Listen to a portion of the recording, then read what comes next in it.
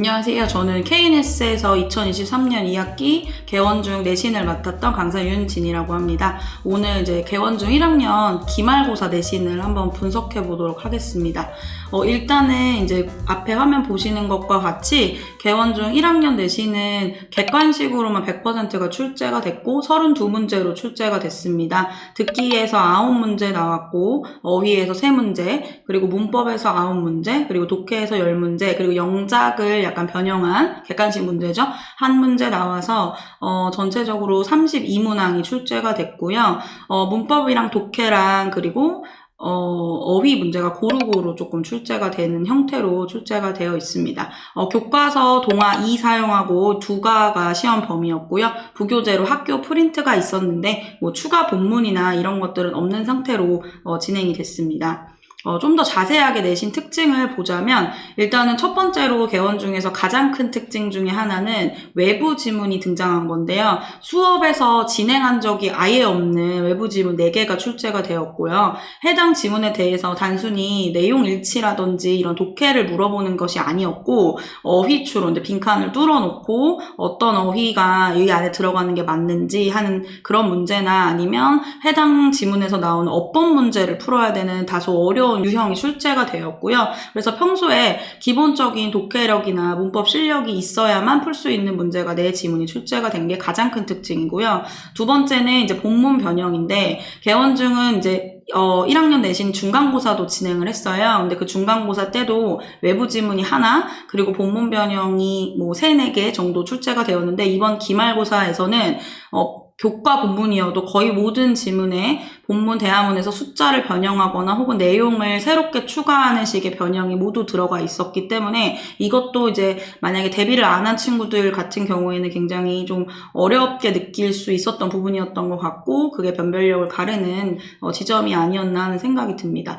그리고 이제 문법 부분인데 개원중은 문법에 조금 이제 힘을 싣는 학교 중에 하나고요. 점점 그렇게 되고 있는 학교 중에 하나인데 지난 중간고사에 등장했던 핵심 문법들, 예를 들어 과거 시제라든지 미래 시제 이런 것들이 다시 등장했고 그리고 해당 핵심 문법이 아니고 그 핵심 문법이 심화된 문법 그리고 본문 안에 있는 주요 문법까지 폭넓게 전부 출제가 되었기 때문에 문법은 계속 중점을 가지고 가는 것이 대비를 하실 때 조금 중요하게 생각해야 하는 부분일 것 같습니다. 조금 자세하게 이제 영역별 시험 대비 방안을 말씀드리면 일단은 개원중은 듣기 스크립트 비중이 다른 학교보다 높은 편입니다. 20%에서 30%까지도 이제 가져가는 학교고요. 그리고 듣기 그 지문 스크립트가 굉장히 변형이 많이 되는 학교예요. 그래서 근데 빈칸 넣기가 많이 나오는데 빈칸 넣기가 나오더라도 주요 표현 위주로 일단 알아두시되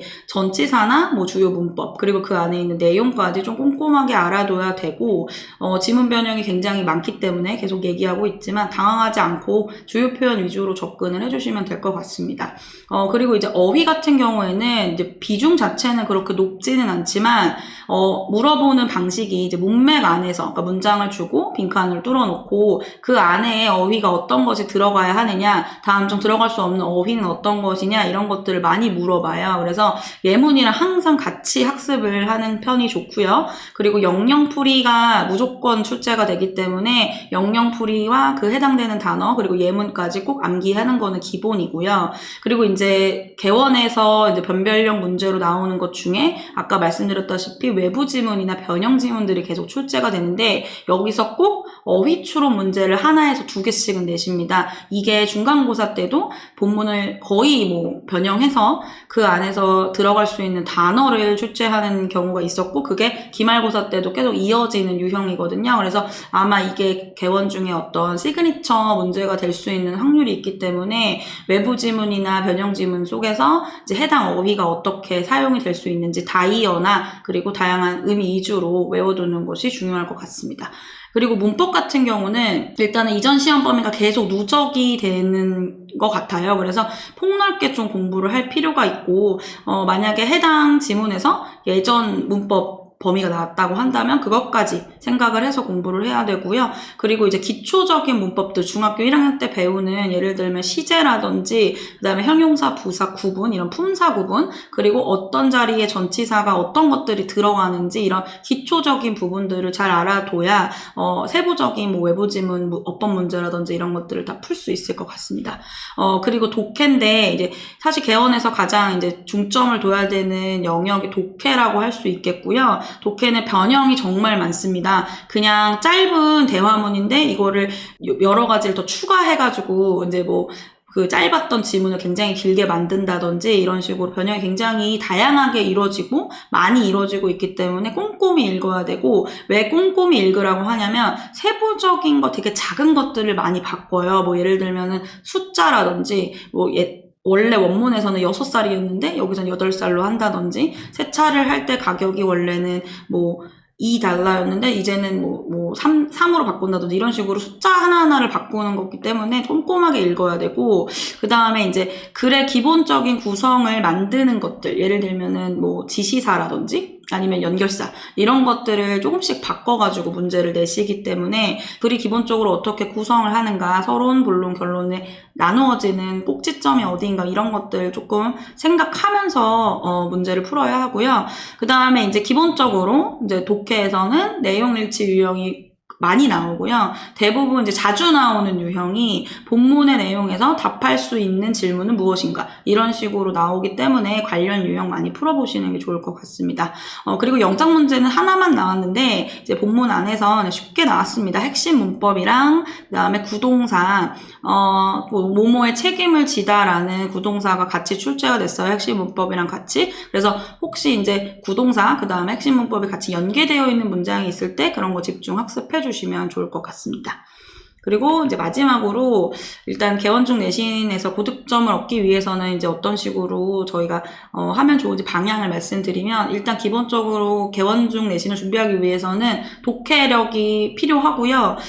아까 계속 얘기하고 있지만 외부 지문이 계속 출제되고 있기 때문에 교과서 본문 변형 이런 것들 다 대비하셔야 되고, 그리고 내용 파악하는 것뿐만 아니라 글의 구성 만드는 요소들 이제 같이 짚어가면서 좀 독해를 하는 필요가 있고요. 그 다음에 문법과 함께 가는 독해라고 제가 적었는데 외부 지문에서 어법 문제를 계속 출제해요. 이거는 시험이 어렵다는 얘기입니다. 그래서 본문에서도 이제 기본 핵심적인 문법, 뭐 이거 나온다고 지정해준 문법 이외에도 굉장히 다양한 문법들이 출제가 되거든요. 그래서 이전 범위 꼭 복습해 주셔야 되고, 지문 읽으시면서 문법 요소가 좀 중요하다 하는 부분들이 있으면 모두 다 같이 학습하면서 꼭 암기 같이 가지고 가야 합니다. 그리고 이제 개원 중에서 꼭 아이들한테 당부했던 것 중에 하나가 꼼꼼하게 풀어야 한다라고 하는 건데, 문법 문제 같은 경우에도 개원중 같은 경우에는 문법 자체에 이제 그런 함정들을 내는 거라기보다는 문장 성분을 뭐 빼요. 예를 들면은 문장에서 원래 원문에는 목적어가 있었는데 목적어가 빠져 있다거나 이런 식으로, 혹은 동사를 앞에 이미 동사가 있는데